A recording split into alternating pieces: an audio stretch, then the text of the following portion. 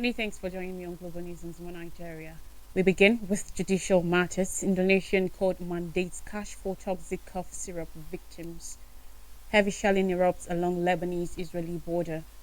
Pacific Island leaders to meet amid poly-crisis threats. Highlights from the final night of the Democratic Convention, DNC, and Modi visits Ukraine for talks with Zelensky after meeting Putin. On judicial matters, an Indonesian court has ordered two companies that distributed a toxic cough syrup that killed over 200 children to pay compensation to each family whose child died or was hurt after taking the medication. The companies, Afi Pharma and CV Sumadira Chemical, will have to pay as much as 60 million rupiah, that's $3,850 to the families. Around 120 children survived the poisoning that caused acute kidney disease, some with disabilities.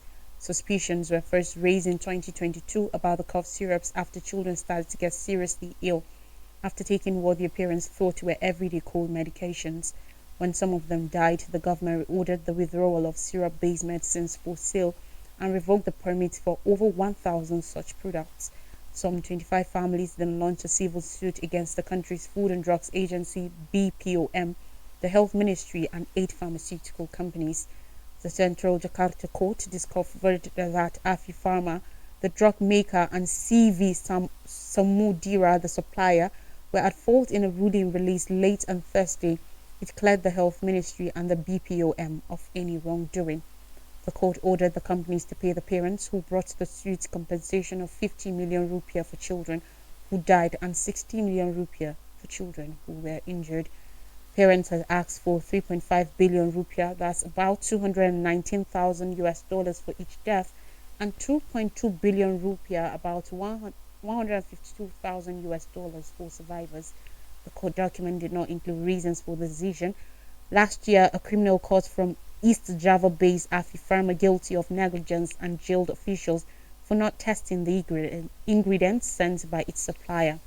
Investigations show the syrup contained ethylene glycol, e.g., a commonly used chemical in products such as brake fluid and antifreeze. A court document from that case said the EG concentration in the syrups was as high as 99%. International standards say only 0.1% of EG is safe for consumption. Afi Pharma has continually denied negligence in 2022. Children also died from kidney disease in the Gambia and Uzbekistan after taking contaminated cough and cold syrups. On Israel-Gaza war on Thursday, a heavy exchange of shelling broke out between Israel and Hezbollah in villages either side of the Israel-Lebanon border. On the Lebanon side, plumes of smoke were blowing as Qaim town was aimed by heavy Israeli shelling. Hezbollah reacted by bombing the Israeli border town of Metula that lies next to Lebanon. Hezbollah released a statement saying, in response to the Israeli enemy's attacks on the steadfast southern villages and safe homes, the Islamic resistance fighters targeted on Thursday 28 buildings used by enemy soldiers in the settlement of Metula with appropriate weapons and hit them directly. Israel and the Lebanese militant group have traded closely daily strikes for over 10 months against the backdrop of Israel's war against Hamas, an ally of Hezbollah.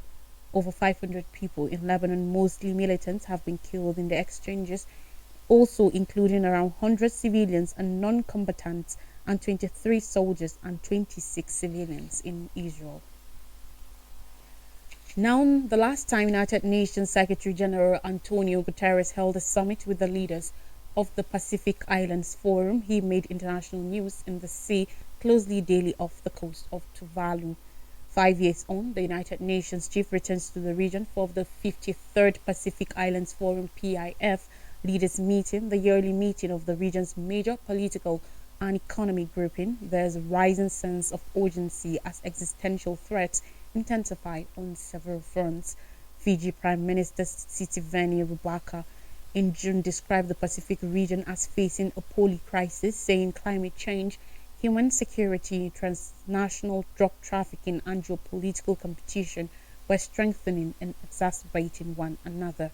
Pacific leaders will be anticipated to take action on these long-running issues at next week's leaders' meetings as well as acute issues like the ongoing turmoil in French overseas territory New Caledonia, when over 1,000 international dignitaries descend on Nuka Alofa, Tonga's tiny capital of 23,000, from August 26th to 30th.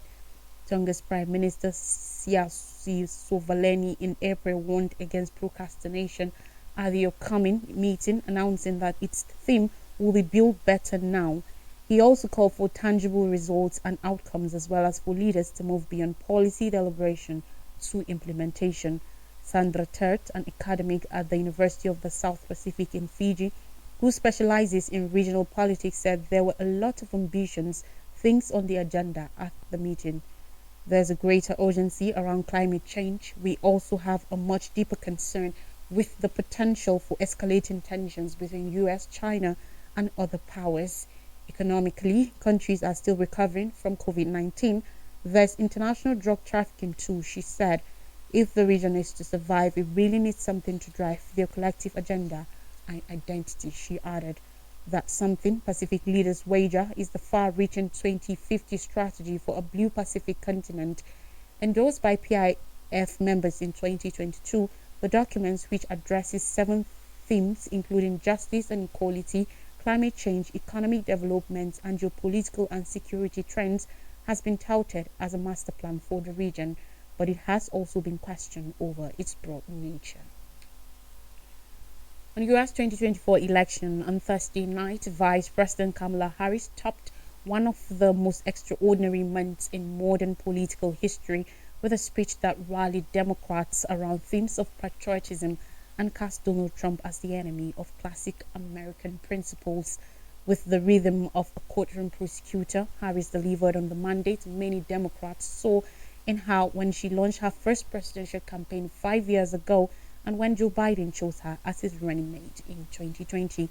Harris went directly at her Republican rival. She laid out the ex-president's legal woes. She blamed him for the horrors some women have faced amid the implementation of strict state-level abortion laws. She issued a reminder of what she called the chaos and calamity when he was in office. Harris also explored deeper into her own policy positions, mainly on foreign policy. She said she'd be a president who is realistic, practical, and has common sense, a clear rebuttal to Trump's effort to brand her as too liberal. The differences between Harris's speech in Chicago and the one Trump delivered last month at the Republican convention in Milwaukee could not have been more stark and set the stage for the sprint to the November 5th election, with head-to-head confrontations in debates yet to come. At times openly and always written into the subtext of her remarks, Harris offered voters a clean break from the Trump era and its grinding uncertainty and political upheaval. Harris's campaign has also talked at great length about freedom, seeking to reframe issues such as reproductive rights as a question of government interference. Narendra Modi, Indian Prime Minister, has arrived in the Ukrainian capital Kyiv, where he is set for discussions with Ukrainian President Volodymyr Zelensky that will be intensely watched in Russia as its assault on its neighbor grinds on. Modi's visit, the first by an Indian leader since Ukrainian independence, comes just weeks after he visited Moscow in a symbolic first overseas journey of his new term as leader, where he held talks with President Vladimir Putin that were criticized by Kyiv. New Delhi has continually called for a ceasefire and peace in Ukraine, but has refrained from condemning Russia's invasion as it seeks to maintain ties with Moscow, a major supplier of its arms and a long-standing partner it sees as vital to balancing its strained relationship with China. India has also acted as an economic lifeline for Russia, increases purchases of its crude oil after countries around the world slapped sanctions on Moscow, isolating it economically. According to reports citing data from trade and industry sources, India overtook China as the world's biggest importer of Russian oil last month. The Indian leader's arrival in Kyiv a day ahead of Ukraine's Independence Day follows his 2-day trip to Poland, where he elevated India's relations with the NATO member. Referencing conflicts in Ukraine and the Middle East during a press conference in Warsaw, Modi reiterated India's stance that no problem can be solved on the battlefield. Modi said on Thursday, speaking alongside Polish counterpart Donald Tusk, "We support dialogue and diplomacy for the early, restoration of peace and stability. For this, India, along with its friendly countries, is ready to provide all possible support. Tusk praised Modi's intention to help end the war in Ukraine in a quick, peaceful, and fair manner. Modi's visit to Ukraine also comes at a major inflection point in the 2.5-year war, as Ukrainian forces earlier this month launched an unprecedented offensive into Russian territory that Moscow is scrambling to counter. Zelensky and Kyiv officials are urgently working to expand war backing for their peace formula, which is predicated on the withdrawal of Russian troops from their land.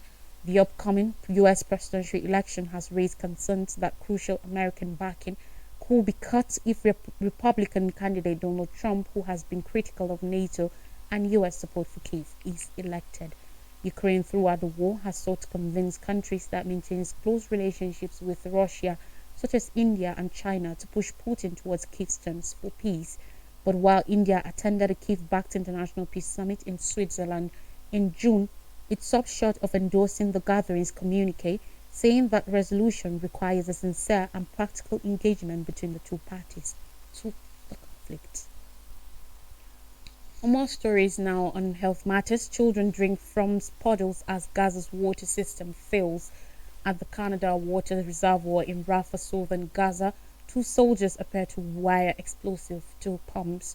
Moments later, an orange blaze tears through the critical facility in the Tal al-Sultan neighborhood as ribbons of grey smoke erupt into the sky. Satellite imagery shows that the reservoir was destroyed between July 26th and July 27th. Damaged buildings are visible in the surrounding area. According to the United Nations Office for the Coordination of Humanitarian Affairs, OCHA, providing water for 150,000 people prior to October 7th, when the war broke out. The reservoir could hold 3 million liters of water and was central to the treatment and distribution of water in the Rafah governorate. When asked about the incident captured on camera, the Israel Defense Forces IDF said, according to reports, that its forces had been operating in the Tal al-Sultan area for many weeks to dismantle terrorist infrastructures and eliminate terrorists, whilst taking feasible measures in order to mitigate damage to civilian structures. It added that it examines reports of videos posted to social media and handles them with disciplinary measures. The IDF said the incident was under review by the fact-finding and assessment mechanism, an independent probing mechanism outside the chain of command entrusted with investigating exceptional events in warfare. There had been several water facilities destroyed by Israel's 10-month-long assault in Gaza, according to the United Nations and various other international bodies, compounding the civilian population's suffering, risking the spread of disease, and leading human rights experts to accuse Israel of using water supply as a weapon. Max Zuten, Director General of the Geneva Water Hub, a Swiss institute specializing in hydro-diplomacy, said, according to reports, that the destruction of the Canada water reservoir is certainly a breach of international humanitarian law, IHL. Even before the controlled explosion in late July, the Israeli siege drained fuel and electricity supplies required to power the Canada water reservoir and other water systems in the city, according to Rafah's mayor, Ahmed Al-Sofi, causing extreme shortages. Still on Israel-Gaza war, Harris says Gaza bloodshed devastating, backs hostages ceasefire. Thursday at the Democratic National Convention, Vice President Kamala Harris called for the Palestinian people to be able to realize their right to dignity, security, freedom, and self-determination, while repeating her backing for a ceasefire and hostage deal between Israel and Hamas. During her remarks, Harris said that as president, she will maintain the U.S. alliance with Israel and ensure Israel has the ability to defend itself. She condemned the October 7th attacks on Israel by Hamas, but also acknowledged the suffering of Palestinians in Gaza amid Israel's military operation in the enclave. According to the local health ministry, over 40,000 people have been killed in Gaza since October 7th. Harris's remarks on Thursday are broadly in line with what has been the Biden administration's position on the war, though the vice president did not mention the United States' role in arming Israel. Still, her remarks still represented the most that Harris said on the issue in front such a large audience, and her most fulsome comments in support of Palestinian self-determination since she ascended to the top of the Democratic ticket. Both President Joe Biden and Harris have stated support for a two-state solution. Coming into Thursday, pro-Palestinian activists had continually pushed for representatives of their cause to play a role in the convention's proceedings as other protesters surrounded the streets of Chicago and marched on the convention throughout the week. Protests outside the United Center accused Harris and Democrats of not going far enough to attain a lasting ceasefire. Leaders of the Uncommitted National Movement, which emerged during the Democratic presidential primary to marshal protests, votes against the Biden administration's support for Israel's war in Gaza, asked the Harris campaign to allow them a speaking spot at the convention, and the group led a sit-in outside the convention after the campaign turned those requests down. The uncommitted delegates entered the venue for Harris's speech Thursday, effectively ending the sit-in, and her speech appeared to go off without interruption from pro-Palestinian protesters. The delegates issued another demand to the Harris campaign, though come to Michigan and other swing states and talk to Palestinian American families by September 15th. The group's leaders criticized the DNC and the Harris's campaign for rejecting what they perceive as a modest or symbolic request in denying a speaking slot for Palestinian America at the convention. Other activists gathered outside the convention argued that Democratic Party leaders had only hurt their own cause by denying uncommitted leaders asking for a speaking slot. We take a quick break now, and when we come back, stories from Nigeria. Don't go anywhere.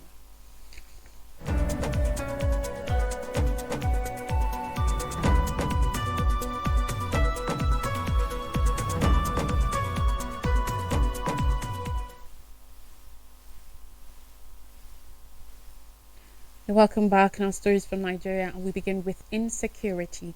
13 killed in Niger. Tinubu mourns Sokoto monarch's death. No less than 13 people were killed when terrorists on Wednesday night attacked the Ngwan Maigiro community in Niger State, reports said. The Niger State government confirmed the attack but did not say the precise number of people killed. According to a statement by Ibrahim Bologi, the chief press secretary to the Niger governor, Acting Governor Yakubu Garba described the attack as satanic, insensible, atrocious, and callous. Garba said the attack led to the death of many villagers.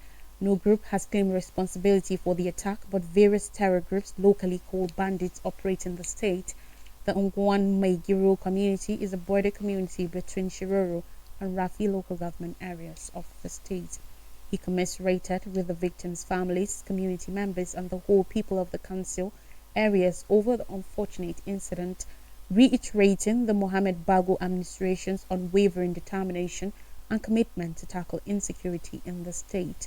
The acting governor urged security agencies to intensify their efforts in the fight against insecurity and promised the state government's continued support in all aspects to win the fight. He, however, prayed for the repose of souls of those who lost their lives and succor to those who sustained injuries. President Bola Ahmed Tinubu, meanwhile, has condemned the tragic circumstances leading to the passing of His Royal Highness Alhaji Isa Bawa, the district head of Gatawa district in Sabon Birni local government area of Sokoto State. The president described the savage attack on the traditional ruler as deeply disturbing and heinous act that will not go without a decisive reaction. While condoling with family of the bereaved, the Gobir Emirate and the government of Sokoto State, Tinubu prayed for the repose of the soul of the traditional ruler and comfort his family at this difficult time. The president assured Nigerians that his administration was aggressively removing threats to ensure the security of the nation and that these desperate acts of terror will be effectively countered. Now, federal government says no room for subversive actions. The federal government cautioned yesterday that there will be no room for treasonable act. To those seeking the termination of the elected government, they should be prepared to face the full weight of the law. Attorney General of the Federation AGF and Minister of Justice Lateef Fagbemisan handed down the warning yesterday during the valedictory session for Justice Olukayode Ariwola. Ariwola retired after almost 2 years as Chief Justice of Nigeria CJN. There will be no vacuum at the top judicial position because Justice Kudira Kekere Ekun designated by the National Judicial Council (NJC) to succeed Arebola, will be sworn in to office this morning by President Bola Ahmed Tinubu. Fagbemi also warned that those who are complaining and threatening Bryanston over the judgment of the Supreme Court on local government autonomy to have a rethink, because the judgment is final and will be implemented. The valedictory session was the first of the two-part events that drew curtains on the career of Justice Arebola. The second event was the presentation of Arebola's autobiography, an event attended by Vice President Kashim Shettima and former Head of State General Abdulsalami Abubakar, among others. Fagbemi reaffirmed determination of the Tinubu administration to change the course of narratives within the justice sector.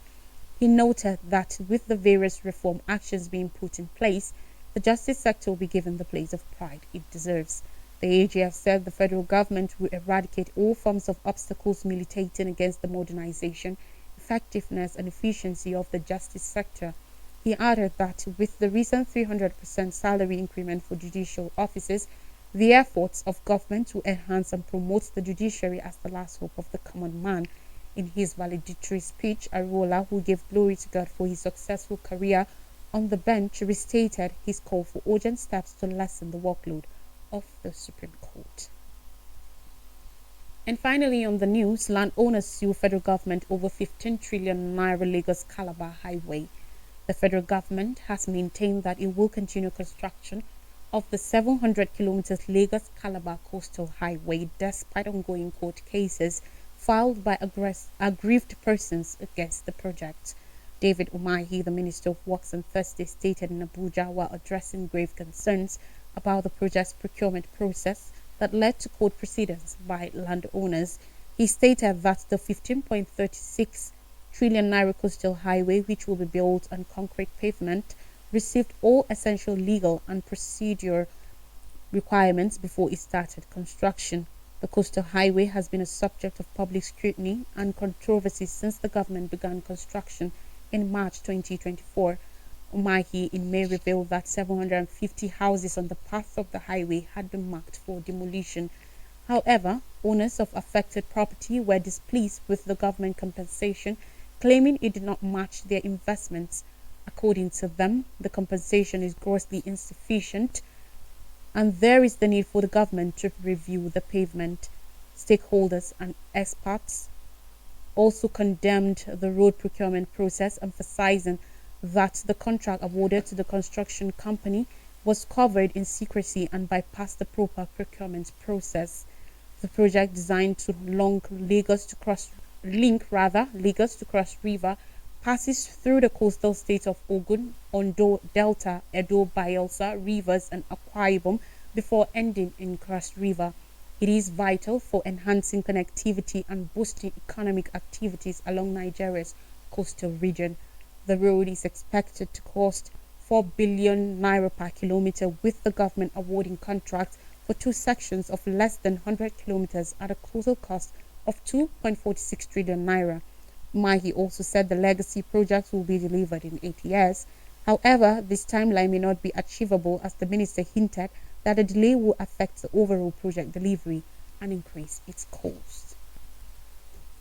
A recap of major stories says Indonesian court mandates cash for toxic cough syrup victims. Heavy shelling erupts along Lebanese-Israeli border. Pacific Islands leaders to meet amid poly-crisis threats. Highlights from the final night of the Democratic National Convention (DNC), and Modi visits Ukraine for talks with Zelensky after beating Putin. That's all in the news. Have a great weekend ahead. Bye.